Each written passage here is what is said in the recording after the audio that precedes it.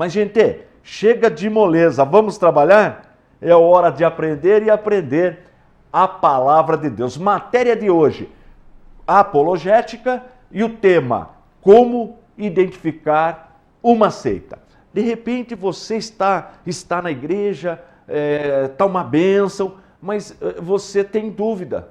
Você olha para o movimento religioso, você sintoniza na TV, no rádio, no carro, ou de repente você passa próximo de um lugar que tem muita gente reunida tratando de religião e você tem uma dúvida.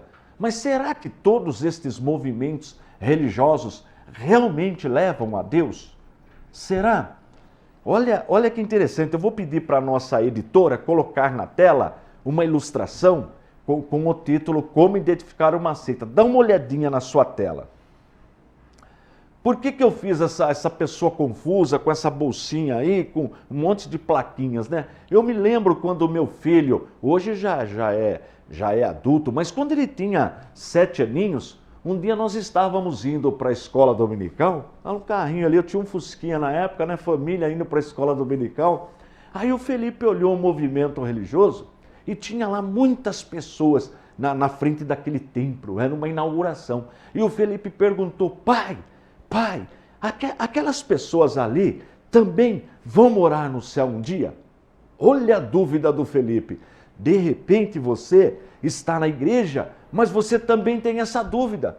Você tem amigo de outra religião, você surge essa dúvida.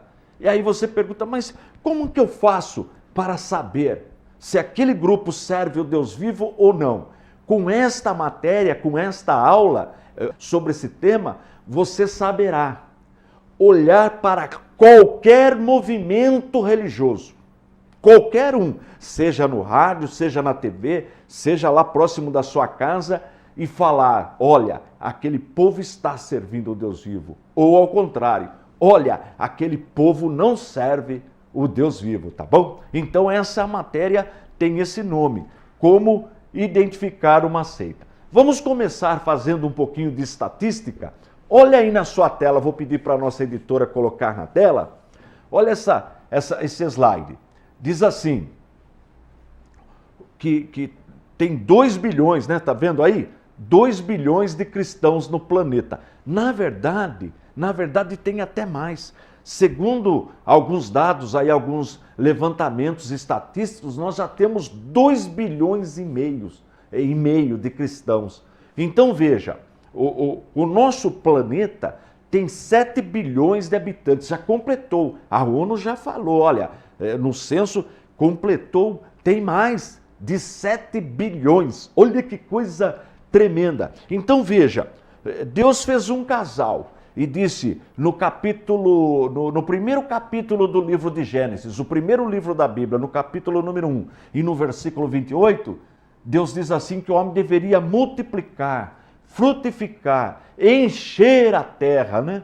Multiplicar a espécie. E eu sempre brinco com os meus alunos de teologia, eu digo assim, olha, se dependesse deste versículo para ir no céu, para ir para o céu um dia, todos seriam salvos, porque como a humanidade gosta de multiplicar, não é verdade? De um único casal, 7 bilhões, fala sério. Agora, não é pecado. Sendo casado, pode multiplicar à vontade. Agora, minha avó, que já está na glória, ela falava o seguinte, que filhos, 1 é pouco, 2 é bom e 3, ó, tá de bom tamanho. Mas se você tem esse dom, fique à vontade. Pode, sendo casado, pode multiplicar, não é pecado não. Só que tem um problema, depois tem que ter a responsabilidade de cuidar dos barrigudinhos, o que não é fácil, você sabe disso, eu já tive a minha experiência quando eu criei os meus filhos. Muito bem, mas vamos voltar aqui para os 2 bilhões e meio. Então, dos 7 bilhões e meio, mais de 2 bilhões são cristãos. Só que dos 2 bilhões e meio aproximadamente de cristãos, o cristianismo é dividido. Ele é dividido. Nós temos, dentro do cristianismo, nós temos a maior parcela, a maior parte pertence à Igreja Católica Apostólica Romana e à Igreja Ortodoxa, que é muito parecida com a Igreja Católica, e a outra parte ao protestantismo, que somos nós. Olha que interessante. Então, 1 bilhão e 500 milhões, bilhão e meio, são católicos e ortodoxos. E mais ou menos 1 bilhão, 900 milhões, aí beirando 1 bilhão, são os protestantes. E dentro do protestantismo, nós nos encontramos, os evangélicos. Nós estamos dentro do protestantismo. Então, veja bem. Agora, mas então, tanto faz dentro do cristianismo estar no segmento católico ou estar no segmento protestante? Não, tem uma diferença. Tem uma diferença aí, tá? Vamos fazer o seguinte, eu vou chamar o intervalo, e quando eu voltar, eu vou mostrar uma diferença para você, tá? Então, se você for católico, não saia daí não. Se você for espírita, for de outra religião, se for evangélico, não importa a sua confissão de fé. Não importa, até mesmo se você não tem nenhuma confissão de fé.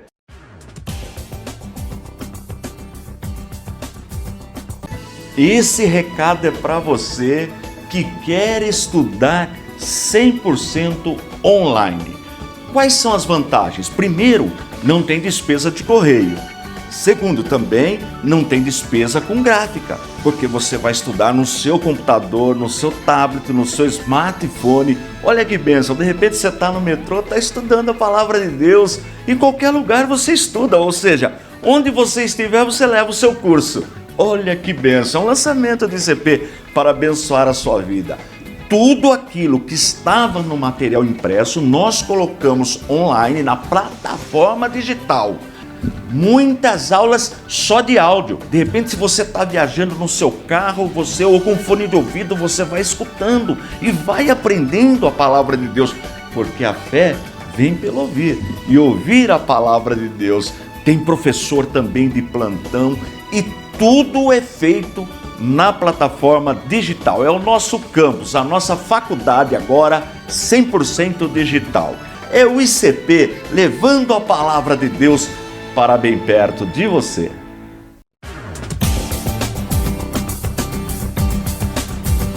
Chega de moleza, é hora de aprender e aprender a palavra de Deus. Nós estamos aprendendo a identificar uma seita. E eu comecei falando da população mundial, que está aí com mais de 7 bilhões de habitantes. Eu disse que o cristianismo tem 2 bilhões e meio, um terço da população, mais ou menos, tá? É só número redondo. Só que desse 2 bilhões, 1 bilhão e meio, 1 bilhão e 600 são católicos. Então, mas qual que é a diferença? Eu vou começar aqui, olha, primeiro eu quero falar, eu tenho parente católico, né? Eu tenho o maior respeito pelas pessoas, independente de religião, né? Isso é mandamento bíblico, nós devemos amar a Deus e o nosso próximo, né? Como a nós mesmos, então nós amamos todas as pessoas. Agora, aqui é um programa de educação teológica, é um programa onde nós discutimos as doutrinas, sempre no campo filosófico, nunca no pessoal, tá bom? Então, com todo o respeito que eu tenho pelos católicos, eu vou recitar aqui no programa, eu vou recitar a reza Ave Maria. Eu vou recitar com o maior respeito, hein, tá? Com o maior respeito. Então, a reza Ave Maria, metade dela está na Bíblia. Se você tem uma Bíblia na sua casa, se você pode examinar, pode examinar. Por exemplo, começa assim, a Ave Maria cheia de graça. Está na Bíblia, o anjo apareceu para Maria e fez essa saudação. Só que só o texto que tem um probleminha da interpretação da hermenêutica. O correto seria assim, ó, Salve Maria ou Ave Maria, não tem problema, agraciada por Deus. Olha aqui, porque isso tem que entender isso daí. Porque Maria, assim como eu, assim como você que já teve um encontro com Cristo, foi agraciada. Nós não fomos agraciados com uma grande salvação, fomos agraciados. Então Maria, ela foi agraciada por Deus. Qual foi a graça especial que ela recebeu? Entre milhares e milhares de mulheres, ela foi escolhida para ser a mãe do nosso Salvador. Isso não é uma graça? Então, Ave Maria, agraciada por Deus. Porque Maria, assim como eu, assim como você, assim como todos nós não temos graça própria, luz própria. Assim como a lua não tem luz. A lua recebe a luz solar e reflete na terra. Mas ela não tem luz própria. Olha que interessante. Mesma coisa nós, mesma coisa Maria. Então só essa correçãozinha. Maria, agraciada por Deus, né? Ela era cheia de graça? Sim, porque ela recebeu de Deus. Ela não tem graça própria. Tranquilo? Então Maria, agraciada por Deus, bendita sois vós entre as mulheres. Bendito o fruto do vosso ventre, Jesus. Olha que palavra bíblica e poderosa, e é verdade. É verdade. Pode recitar esse trecho aí que não tem problema nenhum. Está corretíssimo. Está na Bíblia. Pega lá na Bíblia, nos evangelhos, pega Lucas, você vai ler o anjo, né, falando. Olha que maravilha, é ela mesma dizendo, agora as nações me chamarão de bem-aventurado. O que é uma pessoa bem-aventurada? É uma pessoa que está acima do estado da felicidade. Ser feliz já é maravilhoso, não é? Agora, ser bem-aventurado é estar acima da felicidade. Olha que coisa maravilhosa. Então, ela é bem-aventurada, sim. Tá certo? Agora, vamos para a segunda parte. Vamos para a segunda parte dessa reza católica, que é rezada, né, por praticamente todos os católicos. Diz assim, Santa Maria. Pronto, primeira questão. Você que está me assistindo, você acha certo o termo Santa Maria? Você acha? Pensa um pouquinho. Tá certo? Ela é santa? Tá certo. Você sabia que todos os cristãos são chamados de santos? É só pegar a Bíblia e ler. Aos santos que estão na igreja de Corinto, na cidade. Aos santos que estão na igreja de Éfeso. A igreja é chamada de santa. E ela é santa no sentido de separada para um trabalho especial. A serviço do Senhor. Por exemplo, eu estou nesse estúdio aqui. Eu posso falar que esse estúdio é santo. Este estúdio é santo. Por que esse estúdio é santo?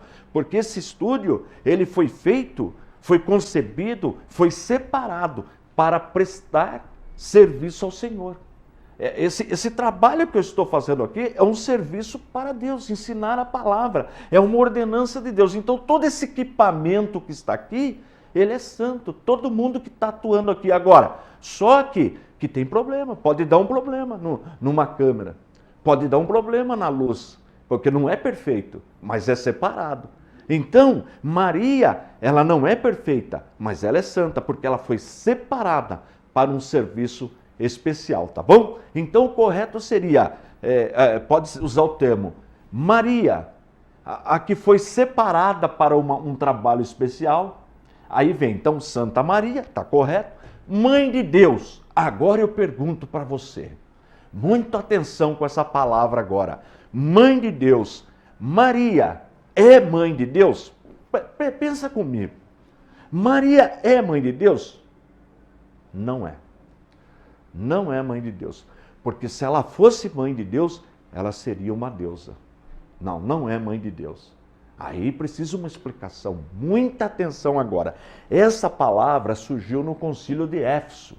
Por volta do 4º, 5º século, começam a usar, e daí no concílio de Éfeso, né, eles usaram esse termo, que no grego, se quiser anotar no seu caderno, olha, a palavra é Theotokos. Theo, Deus, tokos, parir. A palavra significa parir. Ou seja, olha que profundidade. Aquela que pariu Deus. Aquela que deu à luz a Deus. Então Maria deu à luz a Deus? Deu. Ela tinha Deus no seu ventre. Você sabia que Maria tinha Deus no ventre? Porque Jesus é Deus. Então, olha só que mistério. A Bíblia chama, inclusive a Bíblia chama de mistério. Maria ficou grávida pelo Espírito Santo. Correto? Ficou grávida pelo Espírito Santo. Então, Deus, né, estava no ventre de Maria. E aí, essa concepção pegou a natureza humana de Maria, sem a culpa, sem pecado. Interessante que o Papa Leão escreveu um tomo, um documento, está na nossa Bíblia apologética. O Papa Leão escreveu por volta do ano 450, alguma coisa assim, ele escreveu um documento chamado Tomo de Leão. Tomo de Leão. Está na Bíblia apologética. E nesse documento, ele reconhece que Maria tem o pecado original. Veja que coisa profunda. O Papa já reconhecia que Maria tem o pecado original. Ó, foi no ano 440, 460 mais ou menos. Está na Bíblia Apologética, na página 1478. Se você já pediu a nossa Bíblia, pode procurar aí no índice, aí, Tomo de Leão. Um documento feito pelo Papa Leão, onde ele reconhecia que Maria tem sim o pecado original. Então veja, Jesus é gerado no ventre de Maria por Deus, então ele é Deus de Deus, ele é unigênito do mesmo gênero, da mesma espécie, e pega ali nesse mistério a natureza humana de Maria. Então nosso Senhor e Salvador Jesus Cristo, ele tem duas naturezas, uma natureza divina e uma natureza humana que ele herdou de Maria. Por isso que nós ensinamos aqui em Cristologia que Jesus Cristo é 100% Deus e 100% homem. Olha que coisa maravilhosa. Por isso que ele é a ponte, por isso que ele é o caminho. A Bíblia diz, Paulo escreve a Timóteo capítulo 2 e verso 5. Timóteo capítulo 2, verso 5. Porque é um só Deus, é um só mediador entre Deus e os homens, Jesus Cristo, homem. Olha que coisa maravilhosa. Então, olha como termina a reza Ave Maria. Ave Maria, Santa Maria, Mãe de Deus, rogai por nós, pecadores, agora e na hora da nossa morte. Amém. Não, isso não está correto, porque a Bíblia é clara. Timóteo, no capítulo 2 e no verso 5, quando Paulo escreve para Timóteo, Paulo escreve a carta para o pastor Timóteo, olha aqui, olha, anota esse texto. Na primeira carta que Paulo escreve para Timóteo, capítulo 2 e verso 5. Porque há um só Deus, e um só mediador entre Deus e os homens, Jesus Cristo, homem. Tá vendo? Então Jesus Cristo, ele é 100% Deus e 100% homem. Você sabia que ele é 100% Deus também? Aqui falou que ele é homem. Agora vamos ver o que João escreveu. João, na sua primeira carta, capítulo 5 e versículo 20. Vamos ver o que João escreveu. Olha que coisa maravilhosa que João escreveu. E sabemos que já o Filho de Deus é vindo e nos deu o entendimento para conhecermos o que é verdadeiro. E no que é verdadeiro estamos, isto é, em seu Filho Jesus Cristo. Este é o verdadeiro Deus e a vida eterna. Olha que maravilha! Então por que Jesus salva? Porque ele faz a ponte, ele é 100% Deus e 100% homem. Então ele entende a nossa situação e ele é o nosso único mediador, tá vendo? Então, por isso que nós evangélicos, nós somos cristocêntricos. Nós temos nosso Senhor e Salvador Jesus Cristo como centro da nossa fé. Tá vendo que coisa maravilhosa?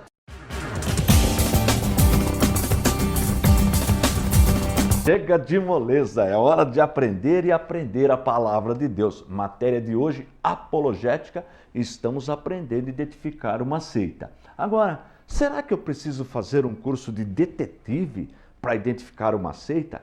Claro que não, mas precisamos pelo menos aprender a definição. São duas palavrinhas que eu quero passar agora, usar alguma ilustração para que você entenda o que é seita e o que é heresia. Olha que interessante.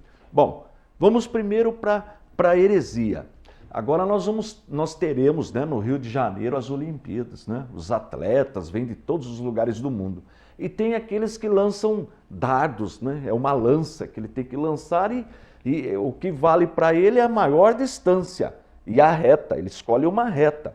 Agora imagina o seguinte, o atleta pega aquele dardo, aquela lança, e quando ele joga, imagina que o vento leve para outra direção aquele dardo, aquela lança.